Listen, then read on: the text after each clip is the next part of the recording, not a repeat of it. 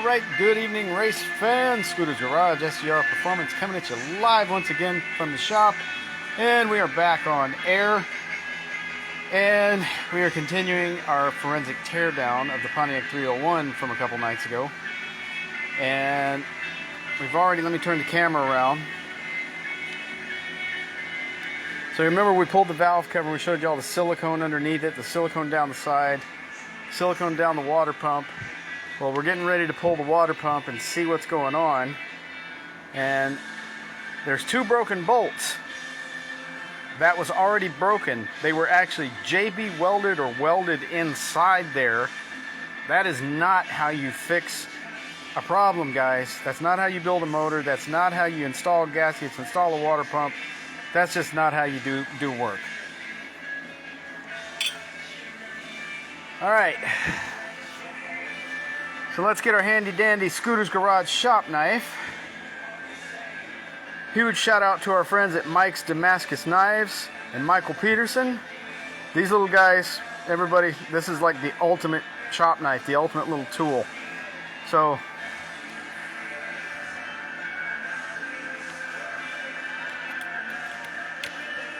Mike would probably kill me if he saw me prying this. Oh yeah, lots of silicone. But anyway, Scooter's Garage, shop knife, everybody. Mike's Damascus Knives, made by Michael Peterson. They're fantastic. Gasket scraper, cutter, prier, screwdriver. It's like the ultimate shop knife. But anyway, back to business. Let's take these last couple of little bolts out here. Let's take a peek, shall we? Let's see what else we're dealing with on what we've now dubbed the Silicone 301.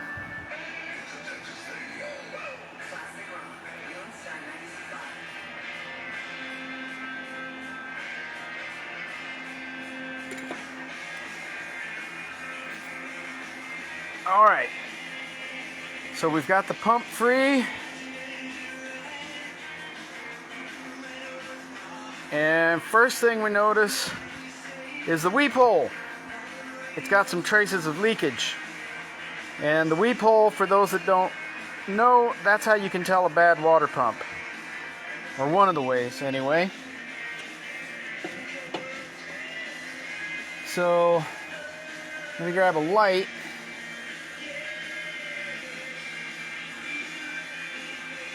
Okay.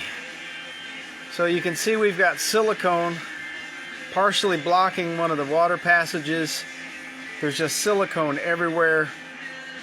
When we took the water pump down, a blob of silicone actually fell from up in here. And if you're not familiar with a Pontiac engine, that's a water passage that ties the water pump into the water crossover up here at the intake manifold that crosses over to the cylinder heads. If that's blocked, that's a problem. And for you Pontiac guys, you notice something else that's missing? That explains the overheat problem, or a big portion of it, along with the blocked water passages, the broken bolts. Yeah, this one is, so what it looks like, everybody,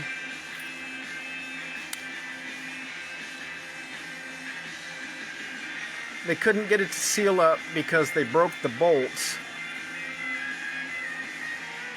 So they put silicone. Look, that is silicone. This is ridiculous. This is just sloppy work. This is just bad work. There's so much silicone on this thing everywhere.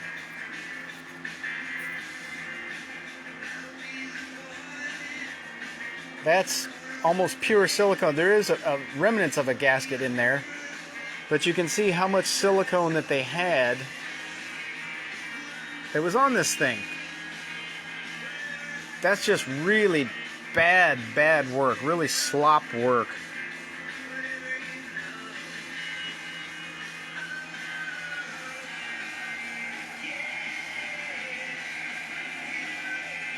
Well, I don't know if the camera will pick it up,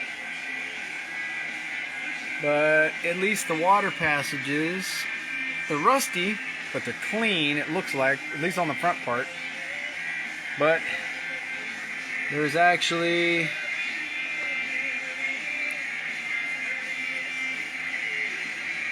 silicone residue inside the sleeve.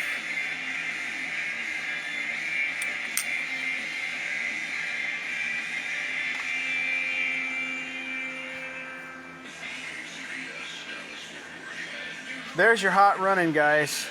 And so no separator plate, silicone blocking the water passages, broken bolts. So my guess is what they did, instead of correctly fixing the broken bolts, they just siliconed the daylights out of it trying to seal it up, and then it ran hot and they couldn't figure it out because they didn't have the water pump installed correctly. They didn't install the separator plate, they got too much silicone in it. There's your hot running. And we're going to continue looking at it. We're going to pull the intake and the lifter valley cover on the next round, and the other valve cover, and we're going to have a look at that. But really, I've seen 3 of these now. There's no need to go any further. I know what happened. They just siliconed it. Silicone got in, clogged up water passages, clogged everything up. Silicone got sucked up into the engine and clogged up oil galleys. So that's not how you build a motor, guys. That's crap work. That's really sloppy, shoddy work. So, but we're going to make this right. We're going to fix it, and we're going to see what we can do to convince the customer to stick with the Pontiac engine.